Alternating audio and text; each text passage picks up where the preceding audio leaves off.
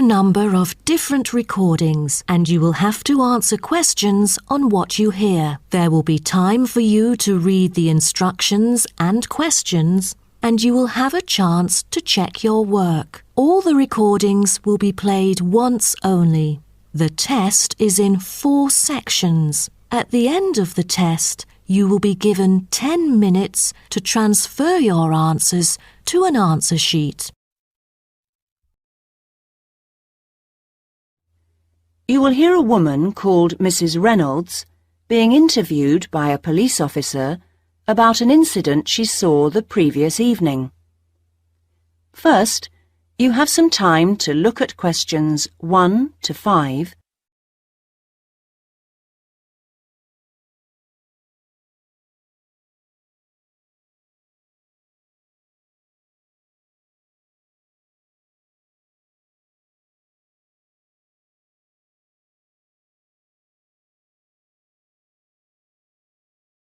Listen carefully and answer questions 1 to 5. Well, if you can just tell me everything you remember. It doesn't matter how trivial it seems. What may seem unimportant to you may not be unimportant to us. OK, I'll do what I can, officer. Well, as I said, I'd just come out of the cinema on the high street, so it was about 8 o'clock, just before 8, in fact. I'd been to see a film with a friend, and she'd just gone off home. So I was just standing there wondering what to do, whether to go and have a cup of coffee somewhere or not. I was just standing there, minding my own business, when I suddenly heard someone shouting directly opposite me, outside the library. Not screaming, just shouting. It sounded like the voice of an elderly woman. "They've got my bag! They've got my bag!" she was shouting. Then these 2 men raced past me, going like the wind, straight down the street and round the corner into West Street. It all happened so quickly, I think they must have had a car waiting for them there, because I heard one drive off at top speed. Well, I didn't know what on earth to do, whether to try and chase them, whether to ring the police, or whether to go and see if she was all right. Another woman was running up behind me, so I shouted back at her to go and call the police. Anyway, when I got to the woman, she seemed to be all right, thank goodness. A bit shaken, but OK. I think I was much more upset than she was. But all in all, she was pretty calm. I don't think I would have been, but apparently it had happened to her once before, so maybe that's why. You know, I've got a friend who refuses to go out alone anywhere after 6 o'clock now. What's this town coming to? Before you hear the rest of the conversation, you have some time to look at questions 6 to 10.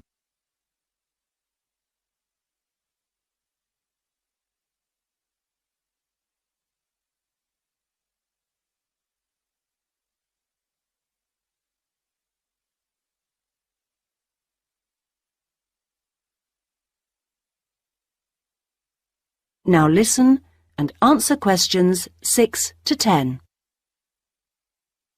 Well, anyway, she just kept saying, "I didn't see a thing, I didn't see a thing." One of them had just pushed her from behind, and as she put out a hand to steady herself, the other one had just taken the bag from under her arm, and then he raced off across the road. I asked her what she'd had in it, and she said she'd had her purse with about £15 in it, but no chequebook or cards or things like that, and luckily she had her front door key in her pocket. Oh, and she'd had her bus pass taken too. Let's get back to the 2 men, if we can.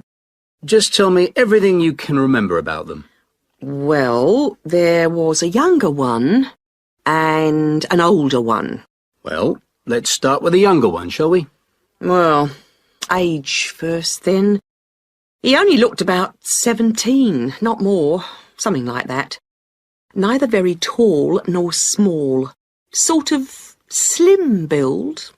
Not anybody you'd notice. Nothing particularly special about him. An ordinary-looking sort of bloke. He had curly black hair, which was quite long, but apart from that, as I say, not someone you'd notice in a crowd. Nothing really distinct about him at all. But the other one, the older one, he was different. Different? Yes, different. I feel as if I'd know him anywhere again. I got more of a look at him, because he ran across the road more slowly than the younger man.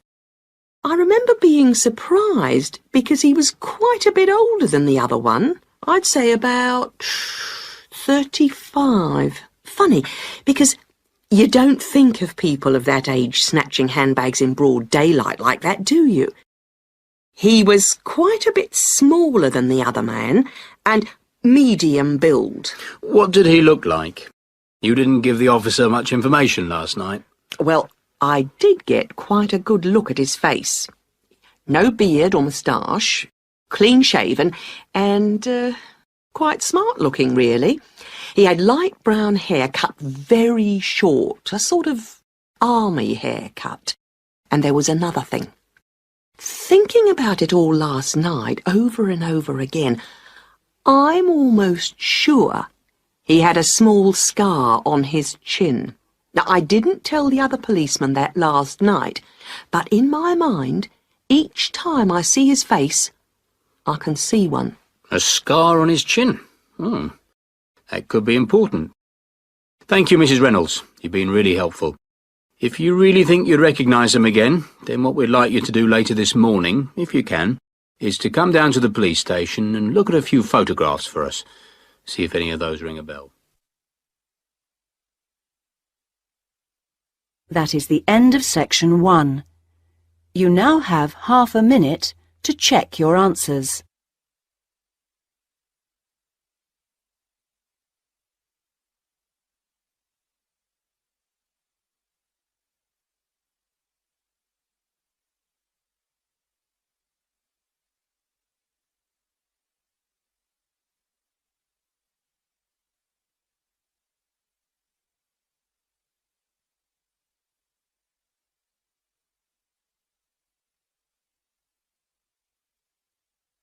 Now turn to section 2. Section 2. You will hear a recorded message giving information about an English hotel. First, you have some time to look at questions 11 to 15.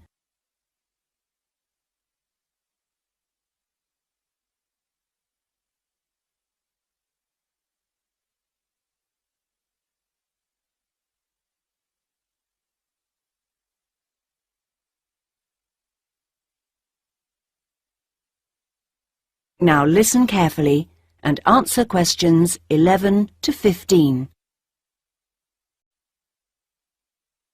Welcome to the Bridge Hotel information line.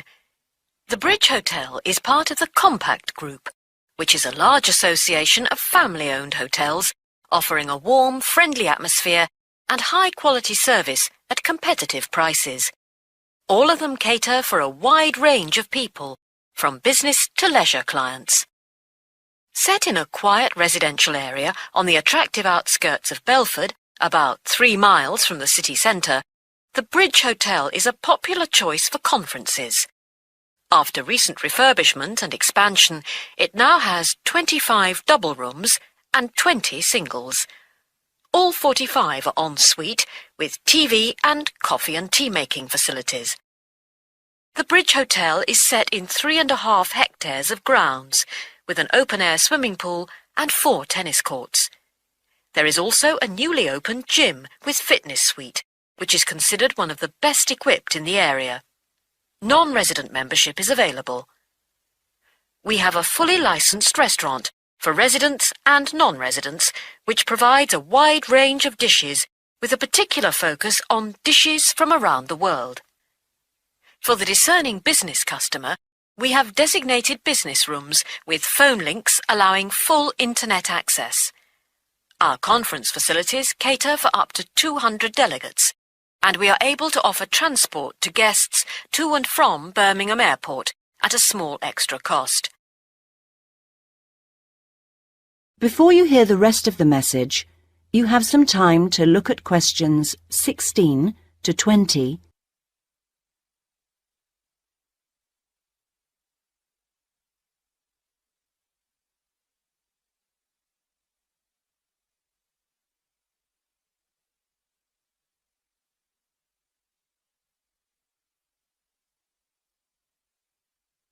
Now listen and answer questions 16 to 20. There now follows information about short break packages. Welcome to the Bridge Hotel Short Breaks information line. We offer 3 packages: 2-day, 3-day and 5-day. The 2-day costs £75 per person per night and includes full cooked breakfast and evening entertainment. Very popular for weekend getaways. The 3-day break costs £60 per person per night and, in addition to offers for the 2-day break, includes 1 4-course dinner. This allows guests to enjoy the full range of hotel facilities. The 5-day break costs £52 per person per night and, in addition to offers from the 2- and 3-day breaks, includes free beauty therapy on 2 days and a full-day pass to a golf club. This package is particularly popular with couples who want a completely relaxing break. If you would like more information about these special packages, call extension 3469 to speak to our customer service manager, John Martin. Thank you for calling the Bridge Hotel information line. That is the end of section 2. You now have half a minute to check your answers.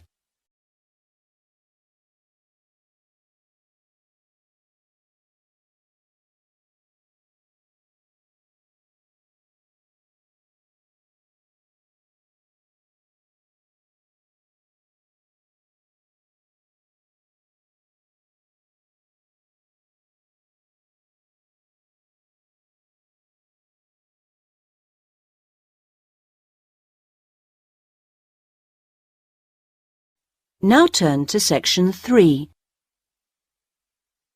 Section 3. You will hear 3 students talking about their study programs. First, you have some time to look at questions 21 to 23.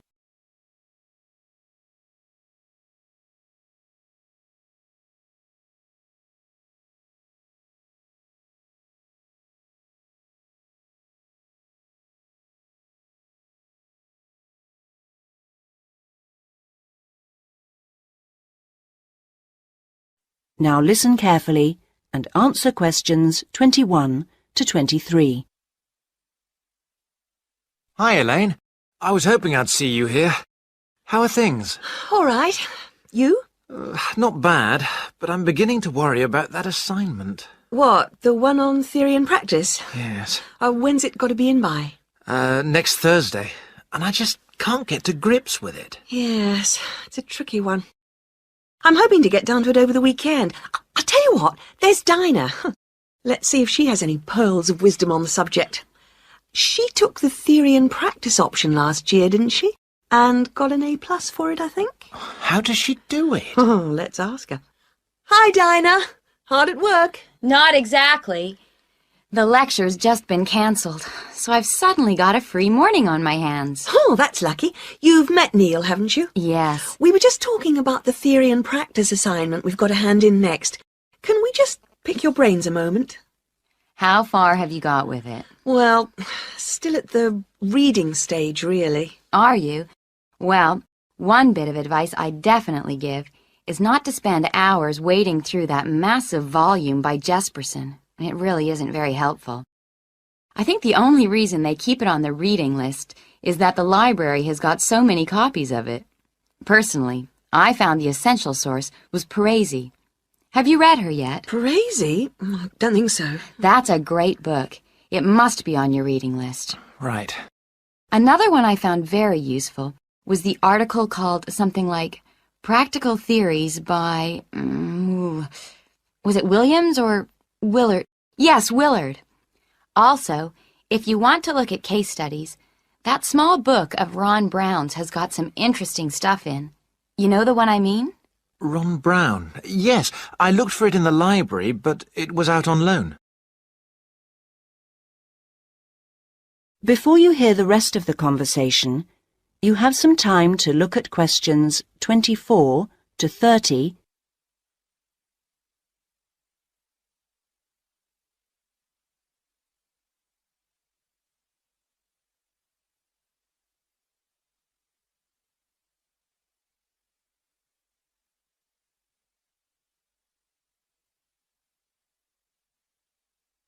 Now listen and answer questions 24 to 30.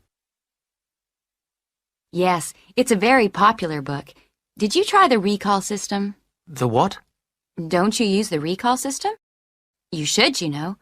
You just have to take a pink slip from any of the librarian's desks, fill the details of the book in, put your departmental address on the back, your departmental address, not your home address, and hand the slip in at the information desk. Then, check the mail in your department twice a day, say at 10 in the morning and 3 in the afternoon, for a slip telling you the book is ready to collect. Last week, I recalled a book at lunchtime and got the slip telling me it was ready just 4 hours later. That was exceptional. It usually takes about 3 days. I didn't know you could do that. Is it expensive? No. There's a nominal charge, 25 pence a book, I think. It's well worth it if you're preparing for an assignment. Are you going to be working together on it? I'm not sure. I would if I were you. You get so much more out of the assignment that way. But surely the tutors would notice that our essays were the same. No. I'm certainly not suggesting you should actually write the thing together. I'm talking about when you first start on a big assignment. I think it's a good idea to find 2 or 3 others on the course who live near you and divide up the reading load between you. Then you can meet up again a few days later and take it in turns to summarize your reading for each other. At the next stage, we go round the group explaining our essay plans, which makes it easier for individuals then to go off and write the first draft of their essay on their own. Later on, we usually exchange drafts and give feedback in the group before finally writing our essays individually. Do you really do all that? Usually, yes. It makes the whole thing much easier and more enjoyable. Right. Well, I think I need another coffee before getting started. Can I get you one? Yes, why not? That is the end of section 3. You now have half a minute to check your answers.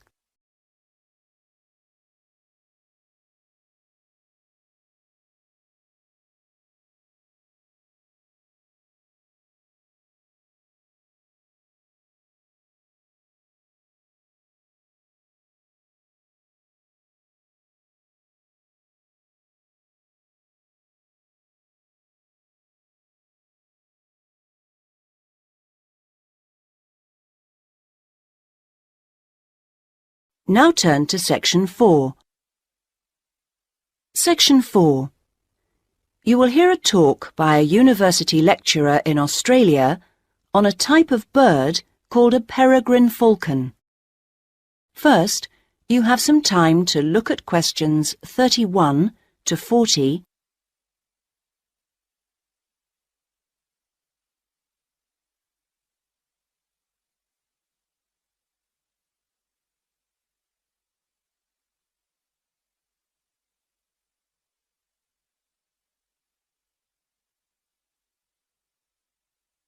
Now listen carefully and answer questions 31 to 40.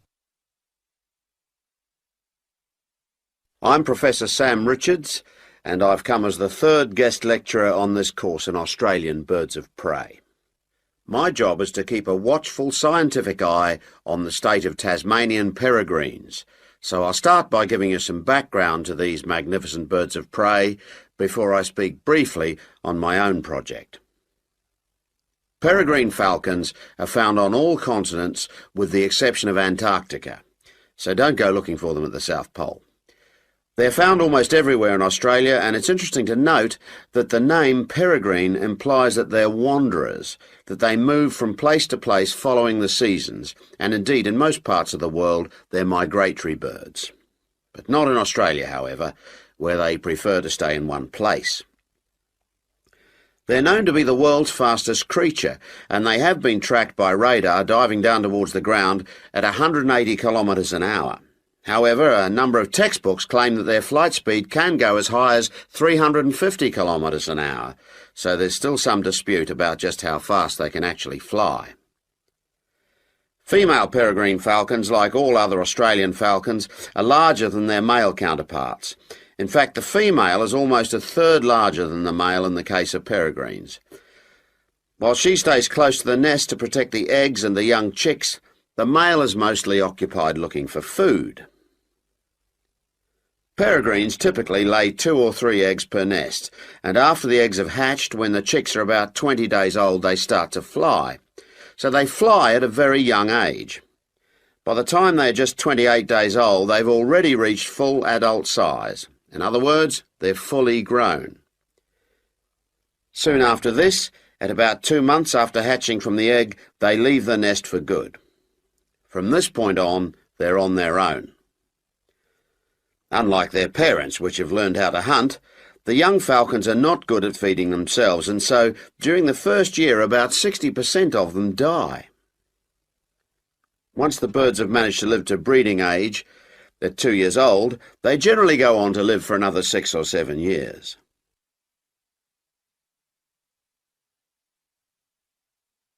When we come across nests with young chicks, the first thing we do is catch the chicks before they're able to fly. We have to catch them at an early age. We then attach identification rings to their legs. These rings are made of colour-coded aluminium, and they allow us to identify the birds through binoculars later in their lives. Thirdly, because we need to know how many males and how many female chicks are being born, we note the sex of the chicks. Noting the sex of the birds is a vital part of our research, as I will discuss later. The next thing to do is to take a blood sample from the chicks. We take the blood sample so that we can check the level of pesticide in their bodies. Peregrine falcons can build dangerous quantities of pesticides in their bloodstream by feeding on smaller mammals, which in turn feed on crops grown on farms where pesticides are used. Finally, we check the birds thoroughly, really checking the birds for their general health. This whole process only takes a few minutes. In fact, most of our time in the field is actually spent trying to find the nests, not on the data collection itself. Well, that's all I have for you today. If you'd like to do some further reading... That is the end of section 4. You now have half a minute to check your answers.